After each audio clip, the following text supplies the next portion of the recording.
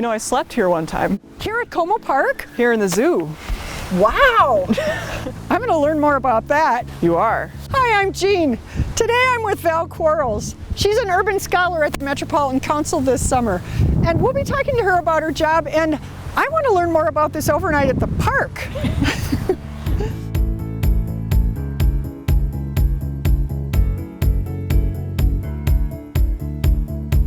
How is it that you got to sleep overnight at Como Park?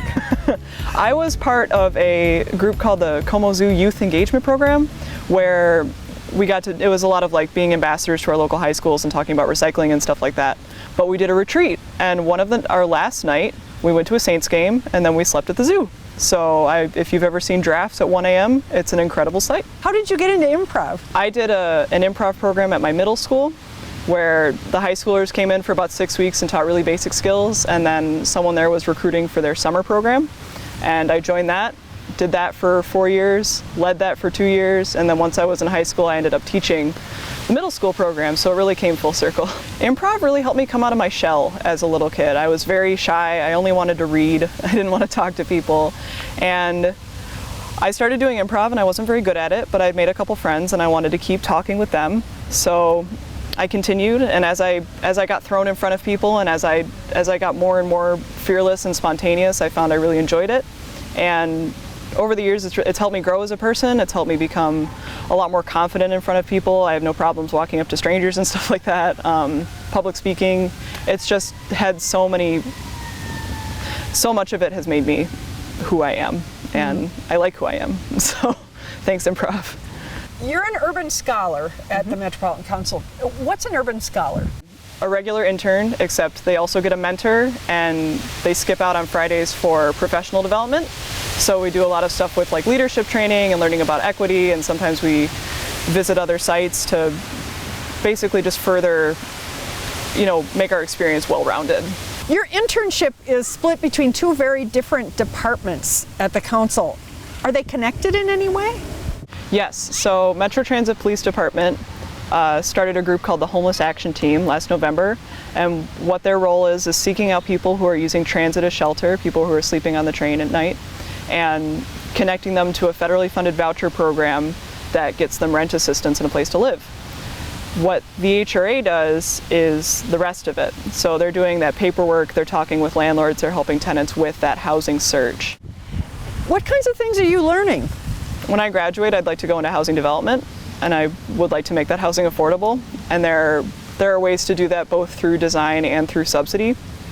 It's been really interesting learning about the government side of things. I've learned about policy, I've learned about the really macro stuff, but to actually see where the rubber hits the road on how we get people rent assistance has been really invaluable. And that's with the HRA. And with the Metro Transit Police Department, everything is new. It was an unexpected part of my internship to be able to do that, and I've really enjoyed learning the have outs of what that's like. Tell us about your experience riding the train at night with the Homeless Action Team. It's been really hard at times because there have been situations that I would not normally be exposed to as someone who lives in the suburbs and is only in downtown St. Paul during the day and stuff like that. We ran into one family a couple weeks ago, and it was their very first night sleeping on the train. It was a dad and his 3 kids, and they were all pretty young. And the oldest girl was holding a takeout box, and one of the officers that I was with was like, "Oh, what do you got there? Food or something?" And she opens the takeout box, and there's a frog in there. Oh my gosh! That they've captured and made it their pet. His name was Todd. And I'm not going to forget, that family and Todd. For sure. So there are some really nice moments like that happen. You said you're thinking about going into development. Tell us more about that. So in college, I actually started out as an architecture major. I really wanted to build buildings and design buildings. And then I realized that an undergraduate degree in architecture is like a lot like art school, which I am not, didn't know if I was wired for, and it turns out I'm not. I really like the technical side of things a lot more. But I was still interested in the built environment. So my current academic makeup is my major is urban studies, which is a lot of that government and policy side, and then my minors are in architecture, so I can use some of those classes. And also in a field called public interest design, which is about like designing for the social good. So that kind of intersection of both policy and design principles is where development comes from.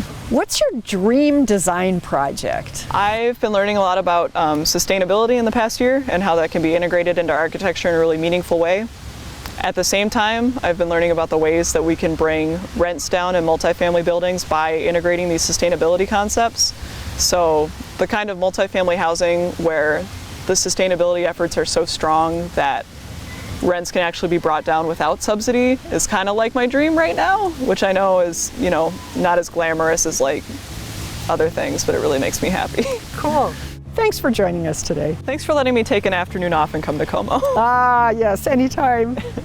If you'd like to know more about Val's work or the work of the Metropolitan Council, visit our website at metrocouncil.org.